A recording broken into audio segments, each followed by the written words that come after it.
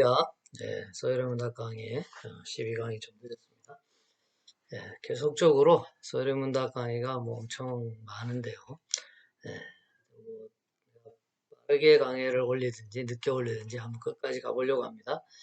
지난주에 이제 두 개를 질문을 했고 11문, 12문 했죠.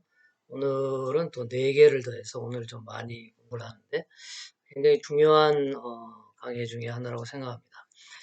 왜냐하면 기독교의 가장 중요한 것이 이제 부활절이라고 할 수 있죠. 우리가 지지난주에 부활절 예배를 드렸는데 그거 못지않게 더 중요하다고 말할 수 있을 정도가 이제 십자가죠. 십자가 은혜를 우리가 알아야죠. 십자가가 있기 때문에 부활의 의미가 있는 것이죠. 십자가를 알면 제일 중요하죠. 십자가 은혜가 나의 죄를 구속하고 나를 구원으로 이끄는 은혜다. 이런 걸 아는 것이 기독교의 이제 핵심 진리인데 십자가를 이해하는 데 있어서 중요한 것은 내가 죄인이라는 것입니다. 죄론이죠, 죄론. 인간이 죄인이다 하는 것을 아는 것인데 그것에 관한 공부를 지금 계속 우리가 해가고 있다는 것을 깨닫고 잘 집중해서 보았으면 좋겠습니다. 11문 복습하겠습니다. 하나님께서 섭리하시는 일이 무엇입니까? 하나님께서 섭리하시는 일은 모든 피조물과 그 모든 활동을 가장 거룩하고 지혜롭고 능력 있게 보존하시며 통치하시는 것이다. 창조만 하신 것이 아니라 지금의 우리의 삶들 계속적으로 하나님께서 보존하시면서 이끌어 가신다는 것이죠. 사람이 창조받은 지혜에 있을 때 하나님께서 그에게 행하신 특별한 섭리는 무엇입니까? 하나님께서 사람을 창조하신 후에 완전한 순종을 조건으로 생명의 약을 맺으시고 선악을 알게 하는 나무의 열매에 먹는 것을 사망의 벌로서 금하셨다는 것입니다. 자세한 설명은 지난 강의를 참조하시면 좋겠습니다. 오늘 13문부터 보겠습니다. 우리 시조가 창조받은 지위에 그대로 있었습니까? 우리 시조라는 것은 아담과 하와를 말하죠. 우리 시조 아담과 하와는 의지의 자유를 받았으나 하나님께 범죄함으로써 창조받은 지위에서 타락했죠. 또 뒤에 설명이 나옵니다. 죄가 무엇입니까? 세상에 말하는 도덕적인 또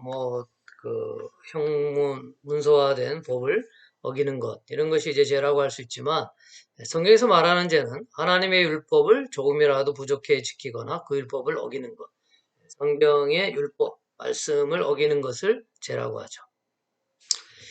우리 시조가 창조받은 지에서 타락하게 된 죄는 무엇입니까? 우리 시조 아담과 하와가 창조받은 지 타락하게 된 죄는 금하신 열매 뭐죠? 선악과 열매를 따먹지 말라. 따먹는 날에는 정령 죽으리라고 하는 말씀하셨는데 그 명령을 지키지 못했죠. 16문에서 아담의 첫 범죄 때에 모든 사람이 타락하였습니까? 아담과 맺은 언약은 아담 한 사람만이 아니라 그의 후손이 된 모든 인류는 아담의 첫 범죄 때에 그의 안에서 죄를 짓고 그와 함께 타락하였습니다. 이것도 굉장히 중요한 진리인데요. 뒤에 자세한 내용에서 자세하게 설명하겠습니다. 우리 13문의 답. 우리 시조는 의지의 자유를 받았으나 하나님께 범죄함으로써 창조받은 지에서 타락하였습니다.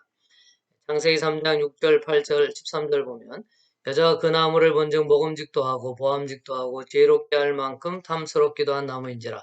여자가 그 열매를 따먹고 자기와 함께 있는 남편에게도 주매 그도 먹은지라. 이에 그들의 눈이 밝아져 자기들이 벗은 줄을 알고 무화과 나무 잎을 엮고 치마로 삼았더라. 그들이 그날 바람이 불 때 동산에 거니시는 여호와 하나님의 소리를 듣고 아담과 그의 아내가 여호와 하나님의 낯을 피하여 동산 나무 아래 사이에 숨은지라.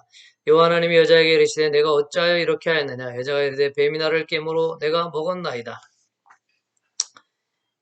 여기 보면 하나님께서 먹지 말라 한 그것을 뱀의 꾀임으로 인해서 타락하게 된 것을 보게 되는 것이죠.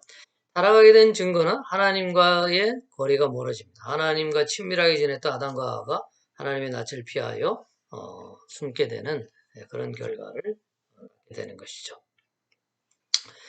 14문입니다. 죄는 하나님의 율법을 조금이라도 부족하게 지키거나 그 법을 어기는 것을 말합니다.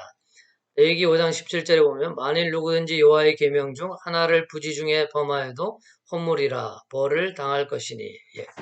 계명 중 하나만 어겨도 다 어긴 게 되는 거예요. 100가지 계명이 있으면 그 중에 99개를 지켰어 하나를 안 지켰으면 그것은 죄를 범한 것이 되는 것이죠. 그럼 누가 이 율법을 다 지킬 수 있겠습니까? 아무도 지킬 수 없다는 것이 성경에서 설명하는 것이에요. 로마서에 보면 우리는 모두 죄인이다. 우리는 죄로 인해 죽을 수밖에 없다는 것을 로마서에서 설명해 주고 있죠. 15문입니다. 우리 시조가 창조받은 죄에서 타락하게 된 죄는 금하신 열매를 먹은 거죠. 창세기 3장 6절 12절 보겠습니다. 여자가 그 나무를 본즉 먹음직도 하고 보암직도 하고 지혜롭게 할 만큼 탐스럽기도 한 나무인지라. 여자가 그 열매를 따먹고 자기와 함께 있는 남편에게도 주매 그도 먹은지라. 하나님 먹지 말라는 선악과를 따먹은 것이죠. 근데 12절에 하나님이 이제 책망하니까 아담이 뭐라고 하냐면 아담이 이르되 하나님이 주셔서 나와 함께 있게 하신 여자 그가 그 나무 열매를 내게 주므로 내가 먹었나이다. 자기가 하나님 앞에 죄지은 것을 회개하고 이렇게 해야 되는데 하나님이 주신 여자가 나에게 권유해서 먹었다. 결국 하나님의 핑계를 대는 것이죠. 그 책임을 다른 사람한테 전가하는 것. 내가 이제 상담을 많이 하는데 비난 게임을 중지해라. 우리의 내면이 치유되기 위해서는 다른 사람에게 책임을 돌리고 그 사람을 비난해서는 나의 치유가 일어나지 않는다. 라는 말을 자주 하는데 성경에서도 역시 아담이 핑계를 하나님 앞에 대고 있죠. 16문 아담과 맺으신 언약은 아담 한 사람만이 아니라 못합니다. 그의 후손까지 위한 것이므로 보통 출생법입니다. 오타가 많네요. 아담의 후손이 된 모든 인류는 아담의 첫 범죄 때에 그의 안에서 죄를 짓고 그와 함께 타락하였습니다. 자, 이 내용을 우리가 잘 이해해야 되는데 창세기 2장 16절 17절 여호와 하나님이 그 사람에게 명하여 이르되 동산 각종 나무 열매는 내가 임의로 먹되 선악을 알게 하는 나무 열매는 먹지 말라. 내가 먹는 날에는 정령 반드시 죽으리라 하시라. 하나님의 명령은 흐트러지는 게 없죠. 그대로 완벽하게 이루어지는데 반드시 죽으리라 했는데 아담과 하와는 죽을까 하노라 이렇게 뱀의 유혹에 그렇게 대답하는 것을 보게 되죠. 자, 이 범죄가 아담 한 사람이 범했는데 이것이 그 안에서 인류가 죄를 짓고 타락하는 결과를 하게 됐다는 거예요. 로마서 5장 12절 21절에 보면 그걸 설명하고 있습니다.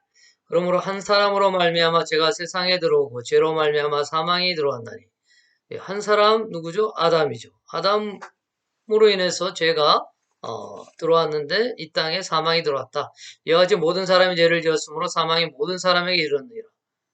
아담 한 사람이 졌는데 모든 사람이 죄를 졌다고 이야기해요.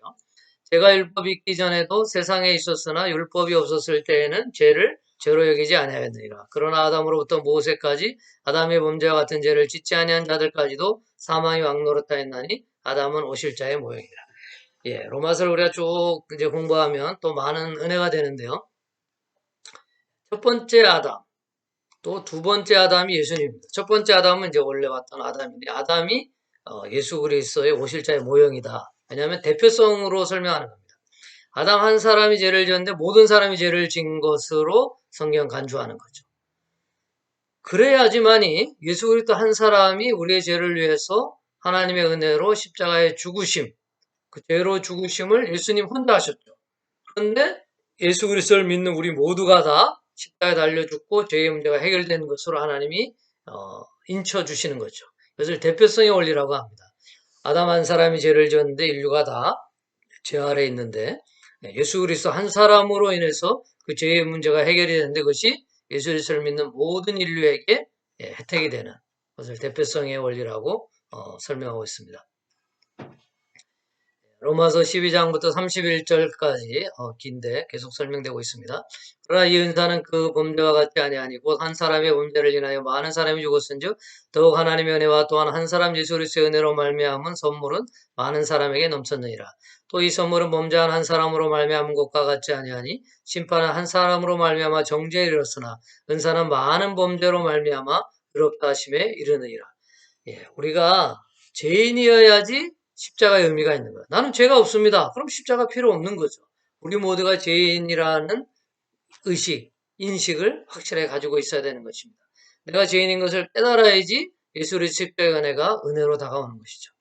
한 사람의 범죄로 말미암아 사망이 그 한 사람을 통하여 왕노릇하였은즉 더욱 은혜와 의의 선물을 넘치게 받는 자들은 한 분 예수 그리스도를 통하여 생명 안에서 왕노릇하리로다. 조금 전에 제가 대표성의 원리에 대해서 설명한 그 구절입니다.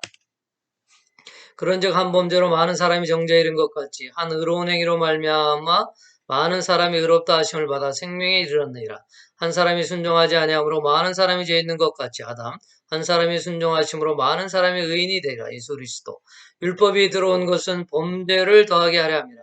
그러나 죄가 더한 것에 은혜가 더욱 넘쳤나니 이는 죄가 사망 안에서 왕노릇하는 것 같이 은혜도 또한 의로 말미암아 왕노릇하여 우리 주 예수 그리스도로 말미암아 영생에 이르게 하려 함이라. 예, 명쾌하고 깔끔한 설명이라고 생각합니다. 예, 오늘 이제 그 마지막은 이제 우리 공부한 것을 복습하는 것보다 튤립이라는 것에 대해서 좀 설명하고 마치려고 합니다. 예, 튤립이라는 것은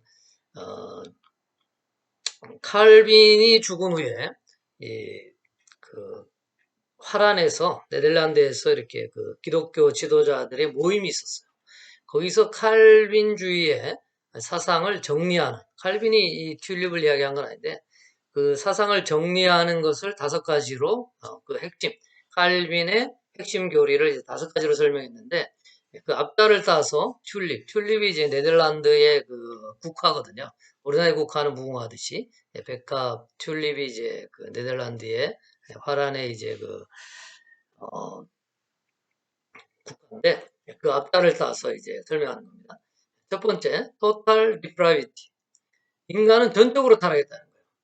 인간은 완전히 타락해서 하나님의 도움 없이는 하나님 앞에 갈 수 없다는 겁니다. 인간이 성경은 아담으로 인해서 전적으로 타락했다는 것을 이야기합니다. 그래서 어느 누구도 하나님 앞에 갈 수 없어요. 왜냐하면 모든 사람이 다 total depravity에 속하기 때문에 그런 것이죠. 두 번째는 unconditional election입니다. 무조건적인 선택입니다. 남녀노소 불문할 거 없이 하나님이 무조건적으로 택하신다는 거죠. 어떤 조건을 내세워서 택하시는 게 아닙니다. 하나님이 하나님의 은혜로 그냥 택하신 것이죠. 네 번째, limited atonement입니다. 이것은 제한적인 속죄. 모든 사람을 다 속죄해주면 좋은데 어떤 사람은 속죄해주고 어떤 사람은 속죄 안 해준다는 거예요. 왜 그래요? 하나님의 주권에 속해 있는 것이죠. 제한 속죄. 불가항력적인 은혜. irresistible grace. irresistible grace는 불가항력적인 은혜인데 무슨 뜻이냐면 하나님이 주신 은혜는 우리가 거부할래 거부할 수가 없다는 거예요. resistance, 저항, irresistible, 저항할 수 없다는 것이죠. 하나님의 은혜는 나 뭐 예수 안 믿고 자유의지를 주셨지. 우리 자유의지를 또 성경을 잘 이해해야 되는데 하나님이 택한 백성은 결국 하나님을 믿게 돼 있습니다. 그것이 성경이 말하는 하나님의 큰 은혜인 것입니다. 마지막으로 성도의 궁극적인 구원입니다. Perseverance of the saints. 성도의 견인이라고 이제 설명하는데요. 한번 구원받은 성도는 궁극적으로 하나님이 천국에까지 이끌어간다. 여러분이 예수 그리스도를 믿고 있습니까? 불안해할 필요가 없어요. 왜냐하면 우리 안에 있는 성령 하나님이 하나님 나라 갈 때까지 우리를 견인해 가시기 때문에 그렇습니다. 오늘은 이 튤립으로 정리를 했는데 꼭 여러분들 반복적으로 이것을 생각하시고 인터넷에 이렇게 칼빈의 튤립 치면 또 더 자세하게 성경 구절까지 설명하면서 설명하고 있습니다. 남은 한 주간도 주님과 동행하고 주일날 또 하나님 앞에 예배드리고 또 교제하는 그런 시간들 잘 가지길 바랍니다. 사랑하고 축복합니다. 감사합니다. 샬롬.